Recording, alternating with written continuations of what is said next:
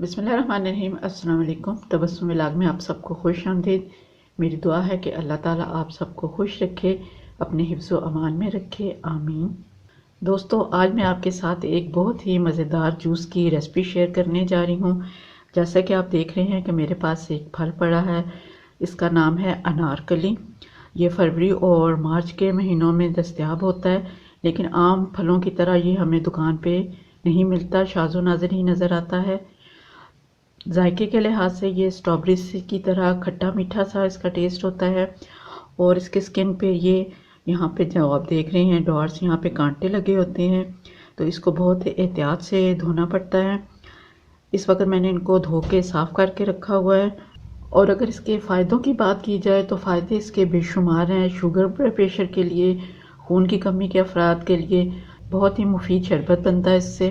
पंजाब में ये अनार फली के नाम से मिलता है और दूसरे सूबों में ये इसके मुख्तलिफ नाम हैं। इसके फ़ायदे या तो आप गूगल पे सर्च करके वहाँ से भी देख सकते हैं या किसी अच्छे माहिर हकीम की खिदमत भी हासिल कर सकते हैं। तो चलें शुरू करते हैं आज की रेसिपी को। इसके साथ मैं और क्या चीज़ें ऐड करूँगी वो भी आपके साथ शेयर करती हूँ। अनार फली के जूस को मज़ीद मज़ेदार बनाने के लिए मैं इसमें शामिल करूँगी कीनू, खीरा, गाजर और पुदीना। इन सब चीज़ों को हमने पहले से अच्छी तरह से धो के रख लिया है। अब हम इनकी करेंगे कटिंग।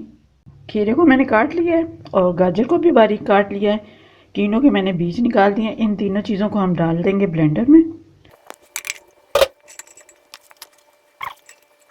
अब मैं आपको अनार फली काट के दिखाती हूँ। इसकी टेल उतारें, हेड उतारें,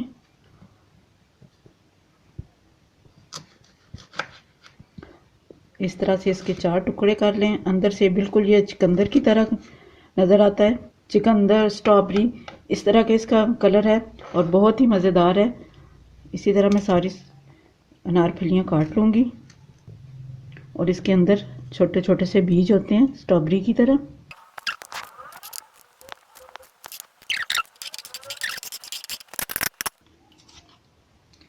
थोड़ा सा शामिल करेंगे काला नमक। तकरीबन हाफ ग्लास पानी का डालूंगी, अगर ज़रूरत होगा तो और शामिल कर लेंगे। अब हम इसको कर लेंगे ब्लेंड अच्छी तरह से। सारे जूस को अच्छे से छान लेना है।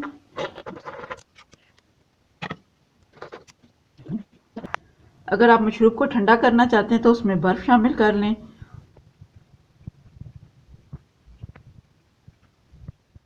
अगर आप इतना थिक जूस नहीं पीना चाहते तो इसमें पानी भी ऐड कर सकते हैं।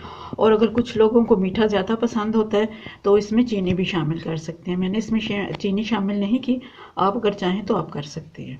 बहुत ही मज़ेदार और सेहत बख्श मशरूब तैयार है। अगर आपको ये फल दस्तयाब हो तो एक दफ़ा इसको ज़रूर ट्राई कीजिएगा। अल्लाह ताला ने हमारे लिए बेशुमार नेमतें दी हैं, अक्सर व बेशतर का हमें इल्म ही नहीं है, लेकिन जब भी आपको ये फल दस्तयाब हो तो आप ज़रूर इस्तेमाल करें। उम्मीद है मेरी आज की ये रेसिपी आपको पसंद आई होगी। अगर रेसिपी पसंद आए तो इसको लाइक और शेयर ज़रूर कर दीजिएगा। चैनल पर नए हैं तो चैनल को सब्सक्राइब करना ना भूलें। अल्लाह ताला हम सब के रिस्क में खैर और बरकत अता फरमाए, आमीन।